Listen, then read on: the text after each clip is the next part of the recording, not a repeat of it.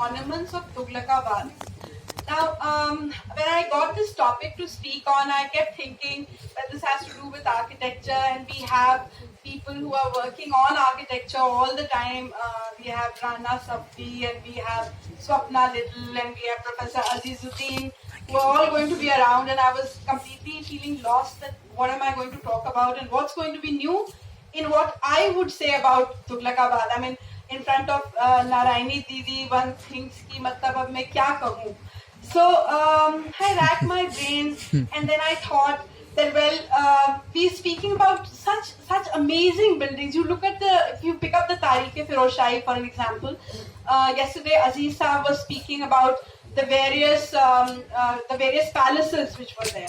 So he was saying कि भाई आपका लाल रंग का जो था वो एक कोई महल था. There was a red colored palace. There was a white colored palace, and you get to hear about the palaces with 1,000 pillars, and all of that has vanished. सब खत्म हो गया. So when we say कि ये buildings जो हैं, जो खड़ी हुई हैं, जो मौजूद हैं, they are telling us something.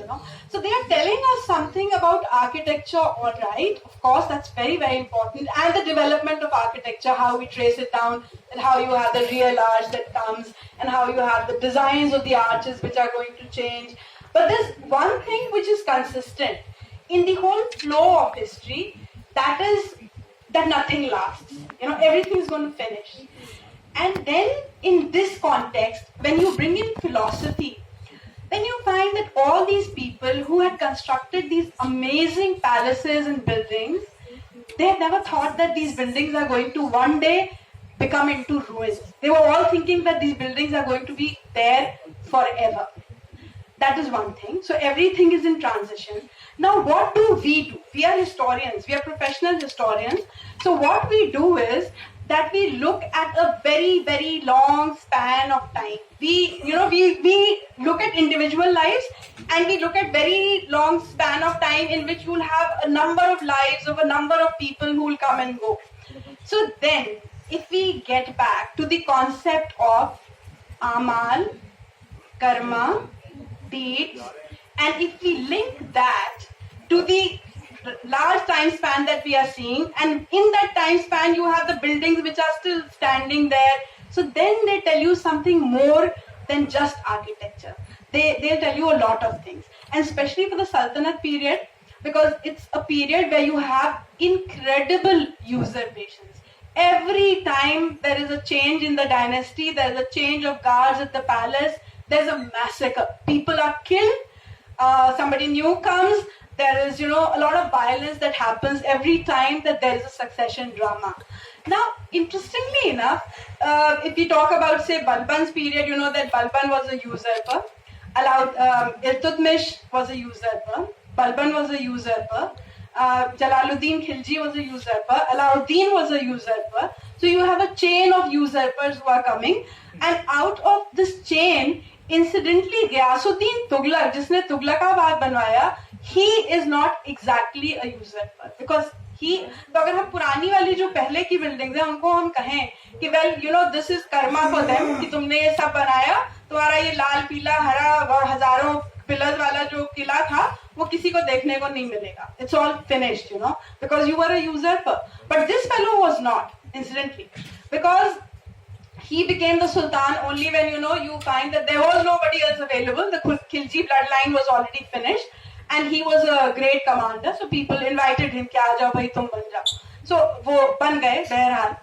अब जब वो बन गए तो ये किला इत्तेफाक से it is somehow cursed. And then how does it become cursed? Because there are other things which I say, they are vanishing because there's a chain of usurpation which is happening. But this killa is cursed. And in the area of Delhi, perhaps this is the only killa which has been cursed by Sheikh Nizamuddin Auliya. Because if you read the Tariq-e-Firozshahi, Professor Azizuddin has done an amazing work on the Tariq-e-Firozshahi, and I feel really scared opening my mouth about it in front of him. But Barni writes that if Delhi was prospering in the time of Alauddin Khilji, somebody who was as notorious and as cruel as Alauddin Khilji, it was prospering because of the karamat of Sheikh Nizamuddin Auliya. That is one thing that he says.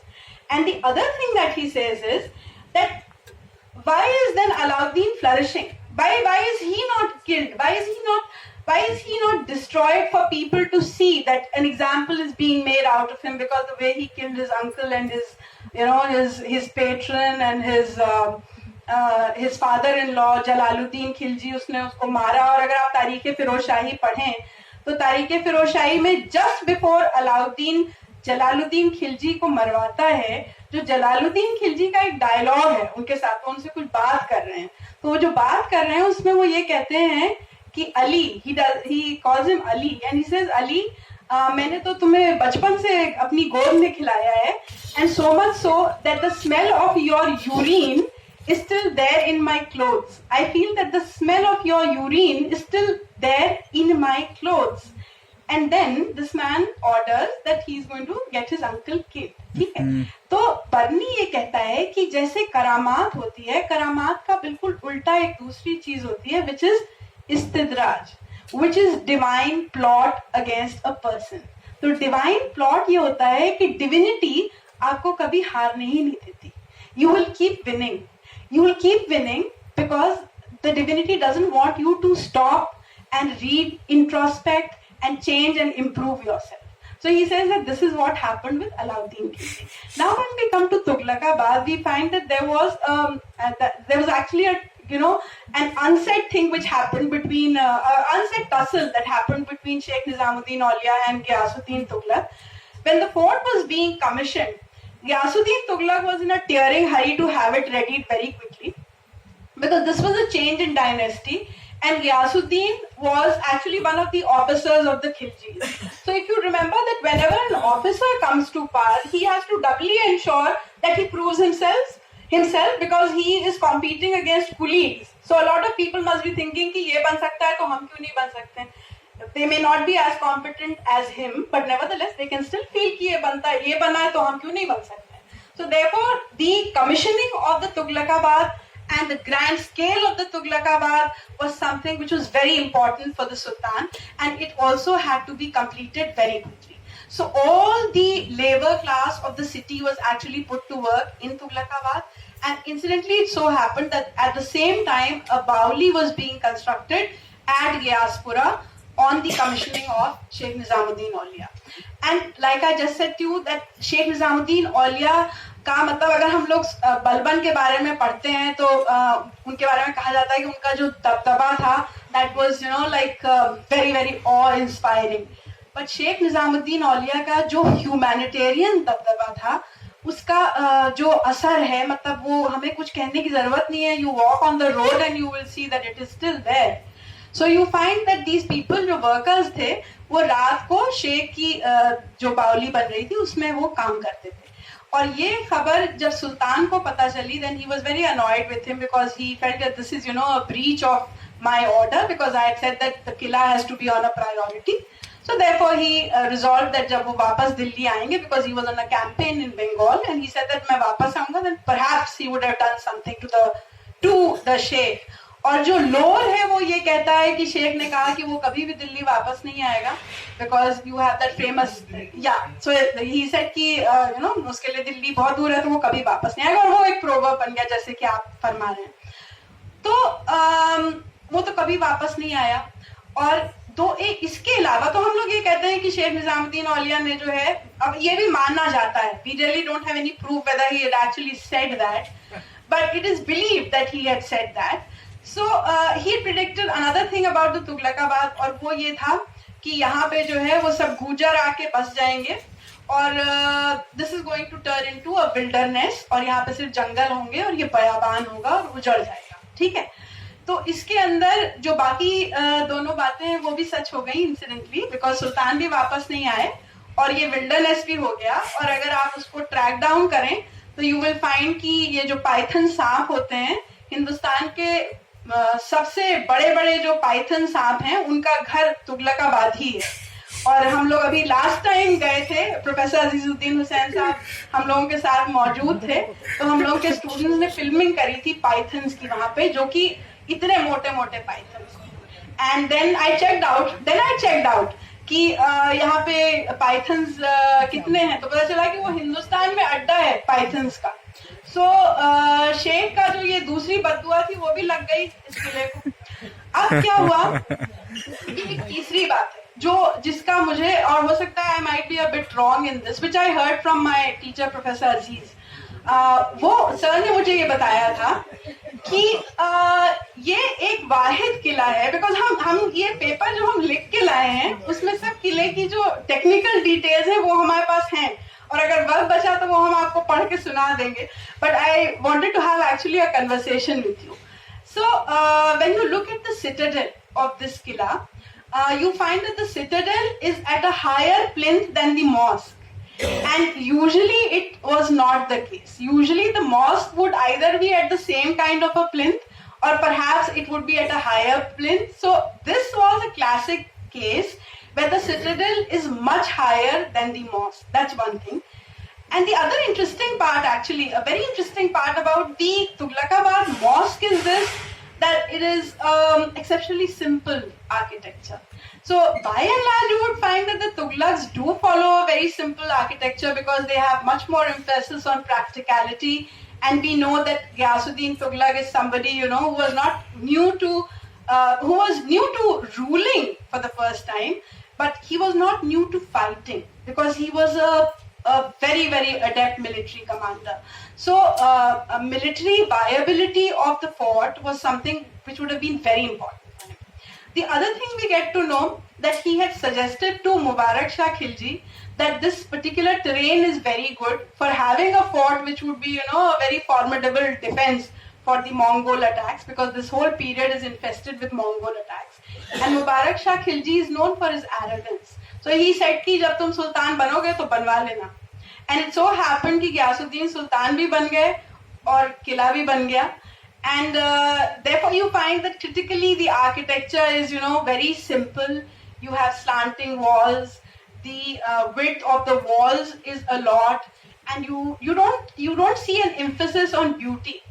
The other thing is that they don't use much of marble, but whatever marble that they use is of the best quality. So they don't have any dearth of money. Of course, they don't have any dearth of money, because if you read, say, Ibn Battuta, who's a contemporary, or if you read Shahabuddin al-Umri, Masalikul Absar, he'll also tell you on the on the accounts of the various Arab traders who were visiting Delhi that there was a lot of prosperity. So there was no dearth of money, but they are deliberately being simple. So, and then if you look at the length of the Qilla, the periphery of the Qilla, which runs into 6.5 kilometers, and you see the height, which is very, very high at some points from the ground level, you understand that Ghiyasuddin Tughlaq was actually making a statement that he had come to power, and people had to hold him in awe, and the Tughlaqs were here to stay. So that way, that point was something that he wanted to prove, and that he was able to do in the sense that he was able to make it. Now, coming back to the curse of the Sheikh, we all know that Ghiyasuddin Tughlaq's tomb and the rest of the fort, it's separated by a road, as we have seen it. There's a road that runs between the two of them.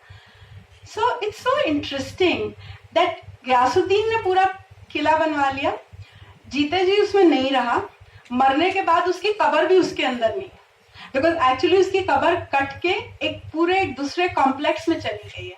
हालांकि ideally it should have been a part of what he had made, it was supposed to be a part of that whole damn thing. That is why you find that the architecture, even in the Qabr complex, is as militarized as it is on this side of the fort. So actually all of it was supposed to be a part of the fort, and therefore you find that all the architecture is simplistic and it is militarized. But then he doesn't get to stay in the Qilla in his lifetime. He doesn't get to stay in the Qilla even after he died. Then there are very, very small interesting things, like when you enter inside Tughlaqabad, if you've seen, or even on the side where there is the tomb on the opposite side of the road, you enter through narrow passages, and then you suddenly enter into something which is really broad, so there is sudden broadening. So all the passageways are kept deliberately, narrow, to slow down people who are coming inside. Then the moat that we were talking about, because Ibn Battuta describes the moat. Farhat, Nasreen, please conclude. Okay, well, I don't want to exceed into the time limit, but I think that when we look at buildings and we look at bygone ages, then we must remember that they have a message to give to us, and that message need not be just historical. Sometimes it's very personal. Say, for example, all these buildings, they tell us that everything is going to pass. So what is important is that we have to be good human beings, and whatever we collect in time, we need to remember that we are not going to possess it forever. If these sultans and kings couldn't possess it and they couldn't keep it, definitely we'll not be able to keep anything. Thank you. Thank you. Thank you, Farhat. Now I request Shaista Parveen. Yeah.